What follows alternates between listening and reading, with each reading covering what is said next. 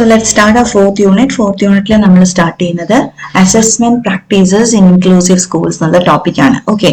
So iduvare nammal cheythathu endana assessment aanu പലയിടത്തായി general ആയിട്ടുള്ള കാര്യങ്ങളായിട്ട്. ഓക്കെ, ഇവിടെ എന്താണ് നമ്മൾ നോക്കുന്നത്? ഒരു ഇൻക്ലൂസീവ് സ്കൂൾ ഉണ്ടെങ്കിൽ ആ സ്കൂളിലെ അസസ്മെന്റ് പ്രോസസ് എങ്ങനെയാണ് നടത്തേണ്ടത് എന്നുള്ളതാണ് ഇവിടുത്തെ ടോപ്പിക് വരുന്നത്. ഓക്കെ, സോ ഈ തന്നിരിക്കുന്നതാണ് അതിന്റെ സിലബസ്. ഇൻക്ലൂസീവ് സ്കൂളിലെ അസസ്മെന്റ് പ്രാക്ടീസസ് ഈ ഒരു ടോപ്പിക്കിന്റെ അടിയിൽ വരുന്ന സിലബസ് ആണിത്. അപ്പം അതിലെ അസസ്മെന്റ്സിന് ഒരു ഡിഫറൻസ് ഉണ്ട് compare to what assessment we were doing before. അതിൽ നിന്ന് ഒരു ഡിഫറെന്റ് ആയിട്ടുള്ള ടൈപ്പ് ഓഫ് അസസ്മെന്റ്സ് ഇവിടെ വരുന്നത്. ചിലത് കോമൺ ആണ്, അപ്പം അതിനെ എങ്ങനെ മോഡിഫൈ ചെയ്യാവുന്നുണ്ട്, ചിലത് എന്താണ് അഡീഷണൽ ആയിട്ട് നമ്മൾ ആഡ് ചെയ്യുന്നുണ്ട്. അപ്പൊ ഇതിൽ വരുന്ന ടോപ്പിക്സ് എന്ന് പറയുന്നത് എന്തൊക്കെയാ? Differentiated and culturally responsive assessment. അപ്പൊ differentiated and culturally responsive assessment എന്ന് പറയുന്നത് ഒരു ഇൻക്ലൂസീവ് സ്കൂളിനെ മനസ്സിൽ വെക്കുമ്പോൾ ഇപ്പൊ വരുന്ന പുതിയ മോഡേൺ ആയിട്ടുള്ള അസസ്മെന്റ് സ്ട്രാറ്റജിയാണ്. ഓക്കെ, അതേപോലെ തന്നെ എന്താണ് നമ്മൾ ലേണറിനെ എങ്ങനെ വിലയിരുത്താൻ വേണ്ടിയിട്ട്, അപ്രൈസൽ എന്ന് പറഞ്ഞാൽ എങ്ങനെയാ വിലയിരുത്തുന്നത്. അപ്പം ലേണറിനെ വിലയിരുത്താൻ വേണ്ടിയിട്ട് നമ്മൾ എന്ത് ചെയ്യുന്നുണ്ട്? പല ടെസ്റ്റുകളും കണ്ടക്ട് ചെയ്യുന്നുണ്ട്. അപ്പൊ ആ ടെസ്റ്റുകൾ എങ്ങനെയായിരിക്കണം, ഏതൊക്കെയാണ് എന്നതാണ് അടുത്ത ടോപ്പിക്ക് വരുന്നത്. അതും എന്തിൽ വരും? ഈ അസസ്മെന്റ് മെത്തേഡിൽ തന്നെ വരികയും ചെയ്യും. സോ അടുത്ത ടോപ്പിക്ക് വരുന്നത് എന്താണ്? ടെസ്റ്റ് ഫോർ ലേണർ അപ്രൈസൽ ആണ്. അതിൽ വരുന്നതാണ് എന്ത്? Construction of N achievement test and construction of A diagnostic test. അപ്പൊ അച്ചീവ്മെന്റ് ടെസ്റ്റ് എന്ന് പറയുമ്പോൾ നമുക്ക് നേരത്തെ നമ്മൾ പഠിച്ചതാണ് അല്ലെ. അച്ചീവ്മെന്റ് ടെസ്റ്റ് എന്ന് പറയുന്നത് കോഗ്നിറ്റീവ് എബിലിറ്റീസിനെ നമ്മൾ മെഷർ ചെയ്യാൻ വേണ്ടി ചെയ്യുന്ന ടെസ്റ്റ് ആണ് നമ്മുടെ അച്ചീവ്മെന്റ് ടെസ്റ്റ്. ഡയഗ്നോസ്റ്റിക് ടെസ്റ്റ് ആണെങ്കിലോ അത് നമ്മുടെ എന്താ പറയാ സ്ട്രെങ്ത് ആൻഡ് വീക്ക്നെസ്സസ് മനസ്സിലാക്കാനായിട്ട് ചെയ്യുന്ന ടെസ്റ്റ് ആണ് ഡയഗ്നോസ്റ്റിക് ടെസ്റ്റ്. അപ്പൊ ഇതാണ് അത്. ഇനി അടുത്തത് വരുന്ന രണ്ട് ടോപ്പിക്, അതായത് construction of scoring keys and marking സ്കീമും question wise analysis and item wise analysis എന്ന് പറയുന്ന ടോപ്പിക്സും. ഇത് ആക്ച്വലി നമ്മൾ ചെയ്യുന്നത് ഈ ടെസ്റ്റുകൾ കണ്ടക്ട് ചെയ്യുമ്പോൾ തന്നെയാണ്. സിലബസിൽ പക്ഷേ ഇത് സെപ്പറേറ്റ് ആയിട്ട് കൊടുത്തിട്ടുണ്ട്. ഈ ക്വസ്റ്റ്യൻ 5 മാർക്സിന് സെപ്പറേറ്റ് ആയിട്ട് വരാനും ചാൻസ് ഉണ്ട്. സോ അത് സെപ്പറേറ്റ് ആയിട്ട് തന്നെ പഠിക്കുകയും വേണം. എന്നാൽ this is a part of എന്താണ് കൺസ്ട്രക്ഷൻ ഓഫ് ടെസ്റ്റ്. അപ്പം അച്ചീവ്മെന്റ് ടെസ്റ്റിൽ നമ്മൾ എന്ത് ചെയ്യണം? Scoring key and marking schemes ഉണ്ടാക്കണം, ക്വസ്റ്റ്യൻ വൈസ് അനാലിസിസ് നടത്തണം.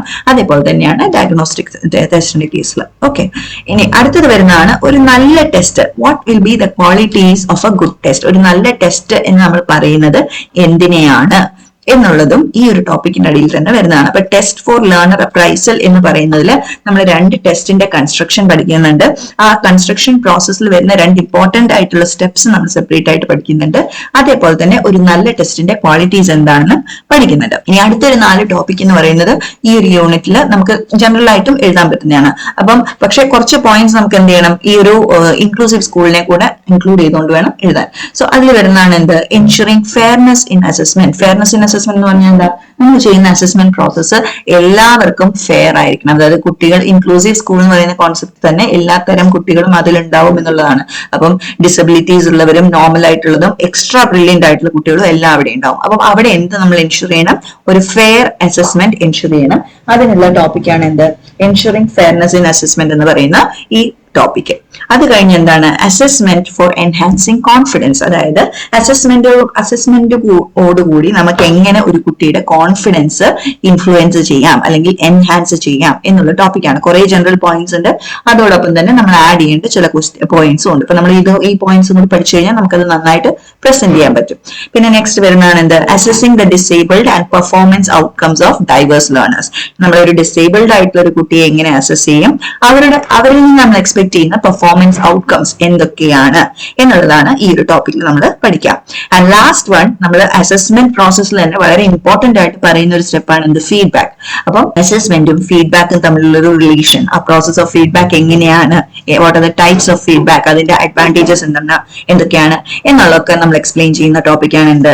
Assessment and feedback, process of feedback എന്ന് പറയുന്നത്. സോ ഇതാണ് ഈ ഒരു 4th യൂണിറ്റിന്റെ ഒരു ഓവർവ്യൂ. ചെറിയൊരു യൂണിറ്റ് ആണ്. അതിൽ ഏറ്റവും ഇമ്പോർട്ടന്റ് ആയിട്ട് വരുന്ന ക്വസ്റ്റ്യൻ ആണ് എന്ത്? Construction of achievement test. അത് വളരെ ഇമ്പോർട്ടന്റ് ആണ്. പിന്നെ അതേപോലെ ക്വാളിറ്റീസ് ഓഫ് എ ഗുഡ് ടെസ്റ്റും എൻഷുറിംഗ് ഫെയർനെസ്, എൻഹാൻസിംഗ് കോൺഫിഡൻസ്, ആ ഒരു പോർഷൻ ഫീഡ്ബാക്ക്, ഇതൊക്കെ വളരെ ഇമ്പോർട്ടന്റ് ആണ്. 5 മാർക്സിന് വരുന്ന വേറൊരു ക്വസ്റ്റ്യൻ കൂടാണ് എന്ത്? Differentiated and culturally responsive assessment എന്ന് പറയുന്നത്. സോ എല്ലാം പഠിച്ചാൽ വളരെ എളുപ്പവും നമുക്ക് നല്ല റിലേറ്റ് ചെയ്യാൻ പറ്റിയ ടോപ്പിക്സ് ആണ് ഇതിലുള്ളത്. So let's begin.